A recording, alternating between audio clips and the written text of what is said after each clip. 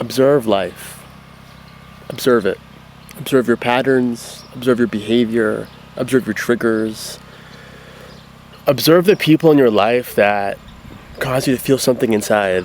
And then observe that feeling inside.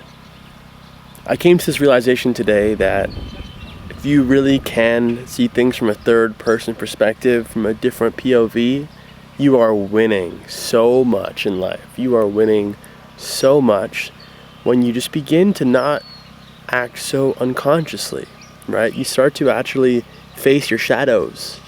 Scary, right? Who wants to face their shadows? We're living in a world where there's so much distraction everywhere, and there's so many different things that want your attention, and you don't really need to face your shadows because there's always something to go to.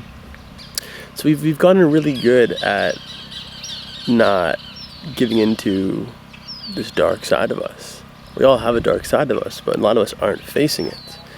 And I think the moment you begin to observe yourself, your behaviors, your patterns, your triggers, etc., life just begins to be so much easier. Easier. Easier is the word I'm going to use today. Life feels hard sometimes. I'm sure you relate to this. Life feels like it's a weight on your shoulders that you either didn't know that was there, or you don't know how to remove it. And either way, it's a painful process. People think that in life, we're meant to suffer, right? We're meant to work hard. We're meant to just, make sure to grind, because it's a world that rewards hard work, rewards suffering. But why does it have to be like that? You see, these are all constructs. I've spoken about this many times before, that they're just constructs. Hard work, having to fight for yourself, having to defend yourself, having to use your words to get what you want. Is that really the case? Or the more words you use and the more actions you take, what if that is actually hurting you? The reason why I'm bringing this up today is because I'm living on a ranch right now, this 8,000 acre ranch with 12 other guys, 12 other entrepreneurs. And today I was playing chess with one of the guys. And I can't speak too loud because he may be pretty close by. But what happened is that while we were playing chess, one of the pieces fell off the table. It was a knight. Fell off the table, and we kept playing. Sorry, let me rephrase that. A bunch of pieces fell off the table, and I was able to reset them, and we kept playing as it was. We remembered exact positions, we kept playing, came down to the wire, and I had him basically in check almost, about to win the game. And then he, out of nowhere, mentions the fact that the piece, he may have thought that one of his pieces I never took fell on the floor. And I questioned that. I'm like, are you just saying that because you're about to lose? And then he got triggered. Because I was questioning his own integrity. And he starts yelling at me, lashing out at me, and just getting super, super angry. You feel that energy in someone, It's like, wow, strong. We all have tempers, or we all know people who have big tempers. We know how that feels when you're getting yelled at with this what's the word I'm thinking of? Ferociousness. Anyways, that was that. And he's yet to apologize. I'm sure he will tonight. The point is that reaction tells me more about him than it does about myself, right? I see his character. Now, he thought I was questioning his own character when that's just a miscommunication, because based off what he did in the situation, it made perfect sense for me to think a certain way, even though I may not have fully meant that way. So I'll clarify that and basically explain why I said the things I said. But I was definitely not in the wrong. And I don't want to say, I'm perfect, I didn't do anything wrong. The point is that when you begin to observe, you don't give in to conflict, right? I think actually this is one of my strengths, equanimity, right? The ability to just smooth sailing, keep the cortisol levels lower. This could also be a trauma response for sure. There's different ways to look at it, but I do think it's an advantage to be able to keep your composure, keep your temper. He's a great guy. This guy's not like a bad guy or anything. And something may have triggered him, and we all get triggered. But when you begin to get triggered, can you take a second to feel that intense emotion inside you rise up? And how do you want to act, right? We always have the choice. When we act at an impulse, we look back at that being like, damn, why did I act that way? Well, guess what? You always have a control over that. It may not be easy, but it's simple. You stop for a second, you ask yourself, is this the right way to react? You look at things from a bird's eye point of view, you put yourself in someone else's shoes. Right? These are all base level things to do as a human being. Remember what we've been told growing up? Treat others how you want to be treated. It's simple. It's so simple, but we overcomplicate it so much. So observe your life. Observe your mind. And look, I understand it's not easy. This is where meditation comes in.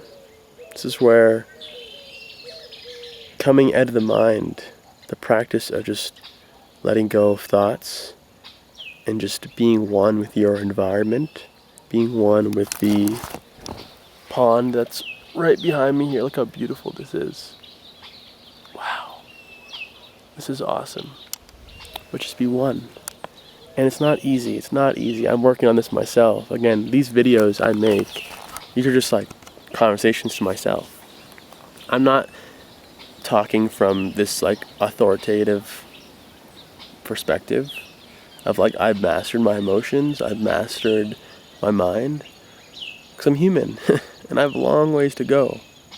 I don't even feel like part of me doesn't feel qualified, but I know it's just imposter syndrome, Because again, once you start to observe things, you put less importance on yourself, on your own thoughts, because everybody else has their own thoughts and their own things to deal with, their own imposter syndrome. That's why when it just all comes down to observing. It's so simple. Yes, observing, in order to observe, yes, that means to detach, that means to surrender, but we're always told these things, we don't know how to do it. But I think an actionable thing you could do is just observe, right? Because surrendering, detaching, it could be hard. It could be, seems very vague or just very intangible. It's like, how do you detach? How do you surrender? But we all know how to observe, right? We all know how to observe these ducks over here in the pond. We all know how to observe the trees blowing with the wind. We all know how to observe a movie, a play, a TV show.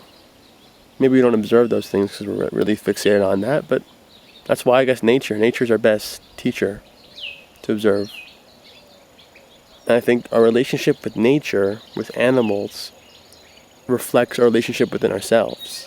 How deeply can we connect with nature, with something out there that's really just a reflection of us in here? So yeah, make sure to observe.